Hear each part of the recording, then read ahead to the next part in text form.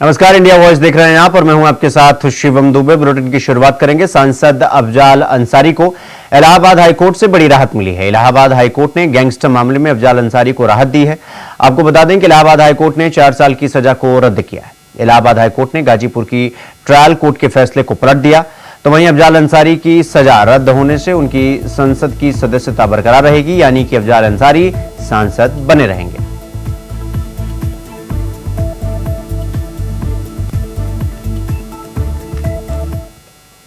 सांसद अफजाल अंसारी को इलाहाबाद हाईकोर्ट से आज बड़ी राहत मिली है। दरअसल उन्हें गैंगस्टर के मामले में 4 साल की सजा सुनाई गई थी, जिसको लेकर वो इलाहाबाद हाईकोर्ट आए थे। इस पर लंबी सुनवाई हुई। हालांकि राज्य सरकार की तरफ से और कृष्णानंद राय के बेटी की तरफ से भी याचिका दाखिल की गई थी और उनकी सजा को और बढ़ाने की मांग की गई थी। दोनों पक्षों की सुनवाई करने के बाद फैसला सुरक्षित कर लिया गया था। आज इलाहाबाद हाईकोर्ट ने अपना फैसला सुना दिया है और जो गैंगस्टर मामले में अफजाल अंसारी को सजा मिली थी निचली अदालत से, उसको रद्द कर दिया है। तो कह सकते हैं कि अफजाल अंसारी के लिए जो मुश्किलें थी वो अब कहीं ना कहीं दूर हो गई हैं, क्योंकि गैंगस्टर में उन्हें 4 साल की सजा मिली थी। इसकी वजह से उनकी सांसदी भी जा सकती थी। इस पिछले लोकसभा चुनाव में वो चुनाव भी लड़े थे और फिर चुनाव जीते थे। और जब ये मुकदमा चल रहा था तो बहुत निर्भर करता था इस फैसले पर तक कि आगे उनकी सांसदी रहेगी या नहीं रहेगी। लेकिन जिस तरह से आज फैसला आया है और निचली अदालत का जो फैसला उसको रद्द कर दिया, इससे अफजाल अंसारी को बड़ी राहत मिली है और ये कह सकते हैं कि अब अफजाल अंसारी सांसद बने रहेंगे। हालांकि राज्य सरकार और कृष्णानंद के परिवार की तरफ से सुप्रीम कोर्ट जाने के रास्ते खुले हुए हैं। आने वाले दिनों में देखना होगा कि आगे क्या फैसला होता है। लेकिन फिलहाल इलाहाबाद हाईकोर्ट से अफजाल अंसारी को बड़ी राहत मिली है। India voice. तो वहीं सावन माह के दूसरे सोमवार को एक महिला कांवड़ लेकर ताजमहल के पश्चिमी गेट पर पहुंच गई। जैसे ही बैरियर पर तैनात सुरक्षा के पुलिसकर्मियों ने देखा तो महिला को रोक लिया, जिस पर कांवड़ लेकर महिला पहुंची और महिला ने कहा कि भोले बाबा मेरे सपने में आए, उन्होंने मुझे कांवड़ लाने का आदेश दिया, जिस पर मैं कांवड़ लेकर आई। मुझे भोले बाबा ने बुलाया है, मैं तेजो महालय यानी ताजमहल में गंगा जल चढ़ाऊंगी। महिला पश्चिमी गेट के बैरियर में ताजमहल में कांवड़ लेकर जाने की जिद पर अड़ी।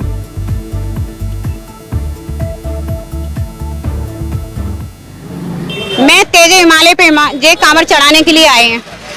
मेरे भोले बाबा ने बुलाया तो मैं कांवड़ लेके आई हूँ। मेरे भोले बाबा ने बुलाया तो मैं आई, मेरे को सपने में बुलाया तो मैं परसों गई हूँ और आज आई हूँ। जब मेरे भोले बाबा ने मुझे सपने में बुलाया तो मैं कांवड़ लेके आई हूँ और मुझे कांवड़ चढ़ानी है। मुझे रोक दिया है जी पे और राजी गैर राजी मुझे चढ़ानी कांवड़। ये कह रहे हैं कि जी इनसे सुप्रीम कोर्ट से आदेश लो तब कांवड़ चढ़ेगी, ऐसे नहीं चढ़ेगी। मुझे भोले बाबा ने बुलाया है। दुनिया के 7 अजूबों में शुमार ताजमहल इस वक्त विवादों में चल रहा है। आपको बता दें कि सावन का पवित्र महीना चल रहा है। हिंदूवादी नेताओं ने आगरा के कोर्ट में एक याचिका डाली थी, जिसमें इन्होंने मांग की थी कि ताजमहल में जलाभिषेक करने की अनुमति दी जाए, जैसे मुस्लिम समाज के लोग वहां पर नमाज पढ़ते हैं। वहीं ताजनगरी आगरा में आज एक ऐसा ताजमहल से जुड़ा मामला सामने आया है कि एक हिंदूवादी नेत्री के द्वारा ताजमहल पर कांवड़ लेकर पहुंची और वह उसका कहना था कि कांवड़ ताजमहल पर चढ़ाएगी। हालांकि ताजमहल पर सिक्योरिटी कर्मचारियों ने उसको रोका और काफ़ी नोकझोंक भी देखने को मिली। हालांकि कर्मचारियों ने उसको ताजमहल में अंदर कांवड़ ले जाने की अनुमति नहीं दी और उनका कहना था कि सुप्रीम कोर्ट के आदेश हैं, कोई भी धार्मिक कार्य ताजमहल के अंदर नहीं किया जा सकता।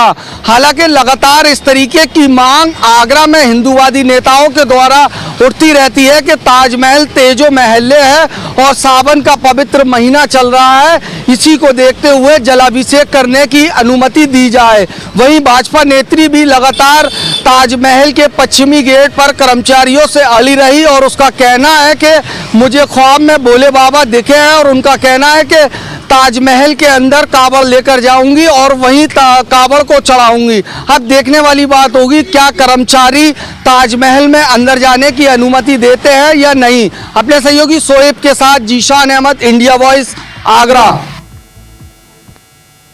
तो उत्तर प्रदेश के मुख्यमंत्री योगी आदित्यनाथ ने सोमवार को मानसून सत्र शुरू होने से पहले विधानमंडल में मीडिया से बातचीत की। उन्होंने यूपी विधानमंडल के मानसून सत्र में सभी विधायकों, विधान परिषद सदस्यों और विधानमंडल की कार्रवाई को संपन्न करने में योगदान देने वाले सभी दलों से जुड़े हुए सहयोगियों, विधान सभा, विधान परिषद, सचिवालय से जुड़े हुए अफसरों का स्वागत किया। उन्होंने कहा कि मानसून सत्र को सुचारू रूप से चलाने के लिए सभी से अपेक्षा और आकांक्षा रखता हूं। उन्होंने कहा कि विपक्षी सदस्य जिन भी रचनात्मक मुद्दों को लेकर सदन का ध्यान आकृष्ट करना चाहेंगे, प्रदेश के विकास और जनता जनार्दन से जुड़ी उन हर समस्याओं को समाधान के लिए सरकार पूरी तरह प्रतिबद्ध है। हम सब जानते हैं कि उत्तर प्रदेश ने फरवरी में ही अपना बजट पास कर लिया था। मानसून सत्र में प्रदेश की आवश्यकता को ध्यान में रखते हुए पहला अनुपूरक मांग इस सदन में प्रस्तुत होगा। स्वाभाविक रूप से उत्तर प्रदेश आज देश की सबसे बड़ी उभरती हुई अर्थव्यवस्था की ओर अग्रसर हुआ है और यही कारण है कि उत्तर प्रदेश ने पिछले 7 वर्ष में प्रधानमंत्री मोदी जी के मार्गदर्शन में, उनके यशस्वी नेतृत्व में जिन ऊंचाइयों को प्राप्त किया है वे अभूतपूर्व हैं, अविस्मरणीय है, अनुकरणीय है। सदन की कार्रवाई सुचारू रूप से चले और उत्तर प्रदेश के इस विकास में सभी माननीय सदस्यों का, वे सत्ता पक्ष हो या विपक्ष हो, सभी का योगदान मिल सके, इसके लिए मैं सभी माननीय जनप्रतिनिधियों का आह्वान करूंगा और खासतौर पर विपक्षी सदस्यों से मैं कहूंगा कि वे जिन भी उन रचनात्मक मुद्दों को लेकर के सदन का ध्यान आकर्षित करना चाहेंगे, प्रदेश के विकास से जुड़ी हुई, प्रदेश की जनता जनार्दन से जुड़ी हुई हर समस्या का समाधान करने के लिए सरकार पूरी प्रतिबद्ध है। सदन का मंच उस चर्चा का, परिचर्चा का विषय बने, इसके लिए हम लोग पूरी तैयारी के साथ, मेरे सहयोगीगण उसका जवाब देंगे। सरकार इसका जवाब देने के लिए पूरी तत्परता के साथ वहां पर उपस्थित रहेगी। सदन की कार्रवाई सुचारू रूप से चल सके, विधायी कार्य सकुशल संपन्न हो सके, इसके लिए माननीय सदन से जो भी माननीय सदस्यगण हैं, उन सब से मैं अपील करूंगा कि वे सभी अपना सकारात्मक योगदान मानसून सत्र के सुचारू संपन्न करने में अपना योगदान देंगे। वैसे भी यह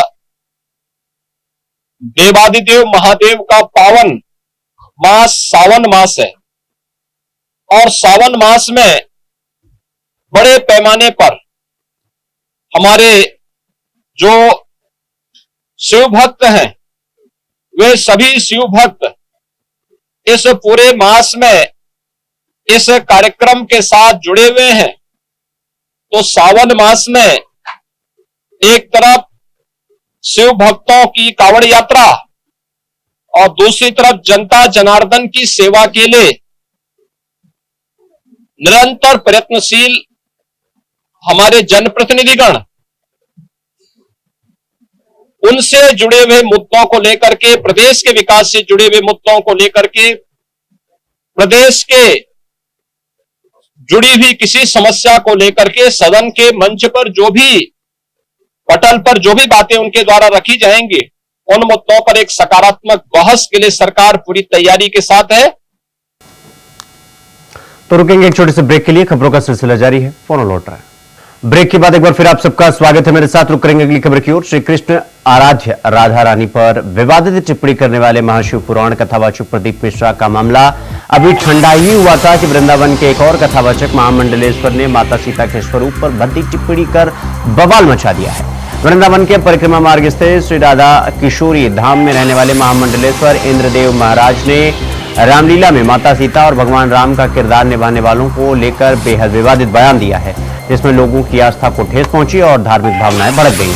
संतों ने इसको लेकर धर्म सभा का आयोजन किया और मामले में अक्रूर मंदिरों में मंगलवार को बड़ी धर्म सभा बुलाई है, जिसमें इंद्रदेव महाराज के खिलाफ सजा का फैसला लिया जाएगा।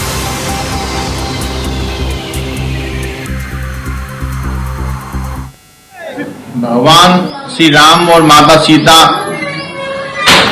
रासलीला में जो पात्र बनते हैं वो भी भगवान के स्वरूप ही तो होते हैं। उनके बारे में इस प्रकार की टिप्पणी अशोभनीय है। वृंदावन में एक से एक बड़े भागवताचार्य हैं, पीठाधीश्वर हैं, महामंडलेश्वर हैं। सभी लोग उसके भय से चुप बैठे हैं। जिस भगवान के नाम से ये लोग खाते हैं उसी भगवान पर ये लोग गलत टिप्पणी करते हैं और फिर माफी मांग लेते हैं। तो ये नहीं चलेगा। ब्रजवासी इसको कभी सहन नहीं करेंगे। बड़े बड़े दिग्गज महात्मा साधु संत कुछ नहीं बोल रहे हैं, ये भी चिंता का विषय है। ऐसे लोगों का बहिष्कार होना चाहिए।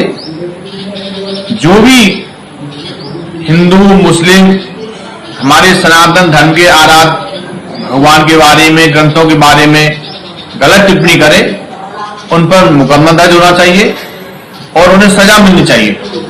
ये लोग क्या करते हैं, गलत बोलते हैं, उसके बाद माफी मांग लेते हैं। क्या माफी मांगने से इनका पाप नष्ट हो जाएगा? ये लोग गौशालाओं के नाम पर पैसा इकट्ठा करते हैं और आलीशान होटल बनाते हैं। ये नहीं सोचते कि ये गौ माता का धन है, ये तुम्हारा नाश कर देगा। गौ माता के नाम पर तो मत खाओ। ऐसे लोग बड़े बड़े महल बनाकर भगवान के बारे में जो टिप्पणी कर रहे हैं उनको मैं कहना चाहता हूं, या तो आप सुधर जाओ, नहीं तो मथुरा वृंदावन के ब्रजवासी आपको सुधार देंगे। अगली खबर ग्रेटर नोएडा से है, जहां एक बार फिर लिफ्ट अटकने से हड़कंप मच गया। ग्रेटर नोएडा के गौर सिटी 14 एवेन्यू के एम टावर्स में तीसरे फ्लोर पर लिफ्ट अटक गई, जिससे लिफ्ट में करीब आधा दर्जन से ज्यादा लोग फंस गए थे। वहीं आधे घंटे तक लिफ्ट में लोग फंसे रहे, जिसके बाद तुरंत हाथों से खोलकर जैसे तैसे लोगों को बाहर निकाला गया।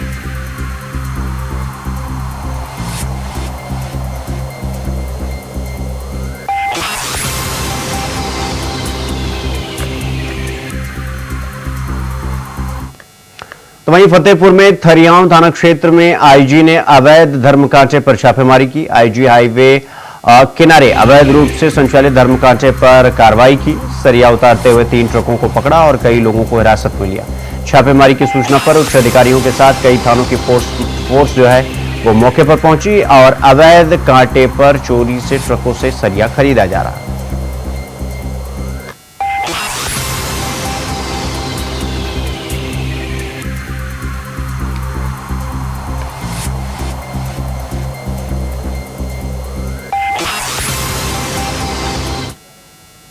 खबरों में आगे बढ़ेंगे। गाजियाबाद मेरठ हाईवे पर दुहाई रैपिड रेल स्टेशन के पास कांवड़ियों और पुलिस के बीच विवाद हो गया।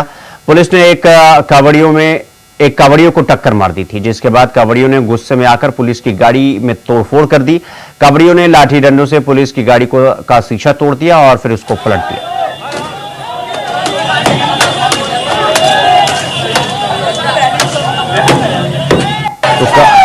तो ये तस्वीरें देख सकते हैं आप, किस तरह से कांवड़ियों ने पुलिस की गाड़ी को, ये देखें किस तरह से उठा एक साथ धक्का देकर गाड़ी को पलट दिया।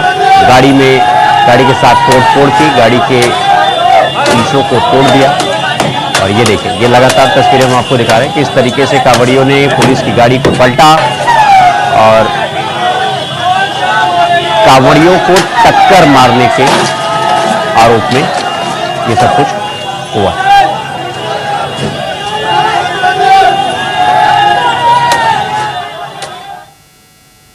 तो वहीं सिद्धार्थनगर जिले में इन दिनों चावल की तस्करी जोरों पर है, जहां तस्कर भारत नेपाल की खुली सीमा का फायदा उठाकर बेखौफ होकर तस्करी कर रहे हैं।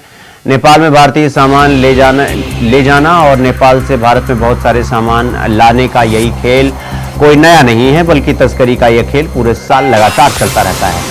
तस्कर सीजन के हिसाब से कभी चावल, कभी पेट्रोल, कभी प्याज, कभी खाद तो कभी मछली की तस्करी बड़े पैमाने पर करते हैं। वो पहले तस्करी के सामान को पहले बॉर्डर के करीब स्टॉक करते हैं और फिर उसके बाद कैरियर बॉय के माध्यम से उसे बॉर्डर के उस पार भिजवाते हैं। आपको बताते चलें कि इन दिनों चावल की तस्करी खुलेआम हो रही है। आप तस्वीरों में भी देख सकते हैं कि चावल की बोरी को साइकिल पर कैसे लादकर कैसे भारत से नेपाल ले जाया जा रहा है। हालांकि सीमा पर तस्करी और अन्य भारत विरोधी गतिविधियों को रोकने के लिए स्थानीय पुलिस और अन्य सुरक्षा एजेंसियां तैनात हैं, फिर भी तस्करी पर लगाम नहीं लगा पा रहे हैं और ये एक बड़ा सवाल भी खड़ा करता है उनकी कार्यशैली। से बस यही गाँव बॉर्डर उठवा बस हम सर ऐसा है 5-6 सेवा 7 सेवा अच्छा इतना ही डेली कभी आता है। हम तो सर 4-5 लोग हैं साथ में। अच्छा बात नहीं है कि मतलब 5-6 ही जाए, 3 ही 4 जाता है, ड्यूटी लग जाता है, चोरी छुपके इधर उधर से हम लोग निकाल लेते हैं। हाँ तो मतलब लगभग 5-6 दिन हो गए। अच्छा अब नाम तो नहीं मालूम है साहू का। तो वहीं हापुड़ के बहादुरगढ़ थाना क्षेत्र में एक दिव्यांग युवती के साथ गैंगरेप करने का मामला सामने आया है, जहां 3 युवकों ने दिव्यांग युवती को जबरन बंधक बनाकर युवती के साथ गैंगरेप किया। पुलिस ने मामले में मुकदमा दर्ज कर एक आरोपी को गिरफ्तार कर लिया है और बाकी 2 आरोपियों की तलाश जारी है। इस मामले के बाद पीड़ित की मां भी कैंसर की बीमारी के चलते उसकी भी मौत हो गई। जो है दबिश दी गई कार्रवाई 28 जुलाई को थाना बहादुरगढ़ पर एक व्यक्ति ने आकर के तहरीर दी कि उसकी 16 वर्षीय बालिका के साथ में गांव के ही कुछ युवकों ने अपनी छत पर ले जाकर दुराचार किया है। इस संबंध में थाना पर अभियोग पंजीकृत किया गया। 3 जो नामजद व्यक्ति हैं उन तीनों के विरुद्ध जो है दबिश दी गई, कार्रवाई की जा रही है। इसमें से एक अभियुक्त को गिरफ्तार किया गया है और बालिका को चिकित्सीय परीक्षण के लिए भेजा गया है। विवेचना थानाध्यक्ष बहादुरगढ़ स्वयं कर रहे हैं। जल्दी से जल्दी शेष अभियुक्तों को भी गिरफ्तार करके साक्ष्य के क्रम में आगे वैधानिक कार्रवाई की जाएगी। तो खबरों में आगे बढ़ेंगे। बिजनौर के मंडावर इलाके में उस वक्त हड़कंप मच गया जब जंगल में किसानों ने एक नलकूप की कोठरी में गुलदार को अंदर जाते देखा। किसान क्षेत्राम ने आसपास के अन्य किसानों को सूचना दी, जिसके बाद भारी संख्या में किसान लाठी डंडे लेकर मौके पर पहुंचे और गुलदार को उस कोठरी में बंद कर दिया। गुलदार के हमले से जिले भर में अब तक करीब 2 दर्जन से ज्यादा लोगों की मौत हो चुकी है। सूचना मिलने पर पहुंची वन विभाग की टीम ने बड़ी मशक्कत के बाद गुलदार को पकड़कर पिंजरे में बंद किया। गुलदार के पकड़े जाने के बाद ग्रामीणों ने राहत की सांस ली।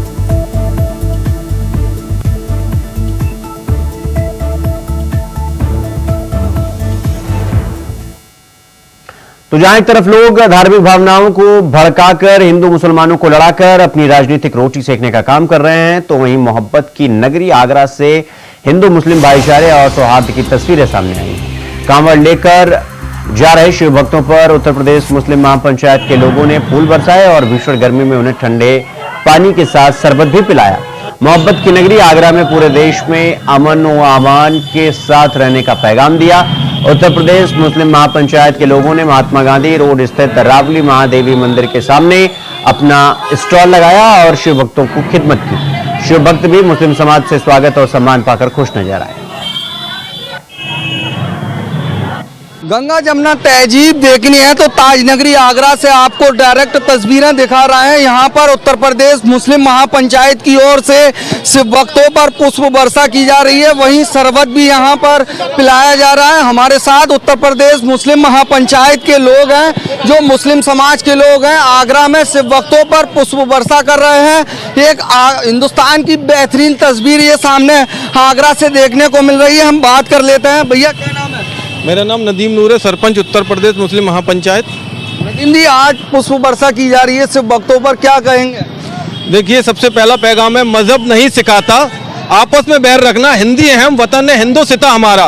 तो ये पंक्तियां ही क्लियर कर देती है हम हिंदुस्तान के वासी हैं, जहां पर हर मजहब, हर धर्म और हर संप्रदाय का व्यक्ति आपस में मिलजुल कर प्यार मोहब्बत से रहते आए हैं। चाहे सनातन संस्कृति हो या इस्लाम हो या सिखिज्म हो या बौद्धिज्म हो, सभी ने मोहब्बत, भाईचारे और इंसानियत का पैगाम दिया है। वही मोहब्बत का पैगाम आज उत्तर प्रदेश मुस्लिम महापंचायत आगरा की सरजमी से दे रही है। शिव भक्तों पर पुष्प अर्पित कर और प्यासों को पानी पिलाकर जो पूरे देश के अंदर जाएगी, नफरत हटेगी, मोहब्बत जीतेगी।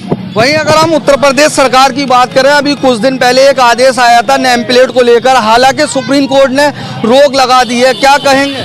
देखिए, राजनीति तो लोगों को बांटने का काम करती है, राजनीति भाई को भाई से जुदा करने का काम करती है, राजनीति दिलों को चीरने का काम करती है, लेकिन इंसानियत अपने आप में सबसे बड़ी है। हर आदमी इस चीज को समझ रहा है। राजनीति वोटों की राजनीति करने चले हैं, उन्हें ना तो इंसानियत से मतलब है, ना हिंदू से मतलब है, ना मुसलमान से मतलब है, उन्हें सिर्फ अपने वोटों से मतलब है। सिर्फ हमारा मोहब्बत का पैगाम है, मोहब्बत जीतेगी, नफरत हारेगी। आगरा की सरजमी मोहब्बत की सरजमी के नाम से पहचानी जाती है। तो देखिए, ये आगरा की सरजमी मोहब्बत की नगरी से पहचानी जाती है। कुछ और मुस्लिम समाज के लोग हैं, इनसे बात कर लेते हैं। क्या नाम है? मेरा नाम अमजद कुरैशी है। अमजद जी, आज पुष्प वर्षा की जा रही है सिर्फ वक्तों पर, क्या कहेंगे?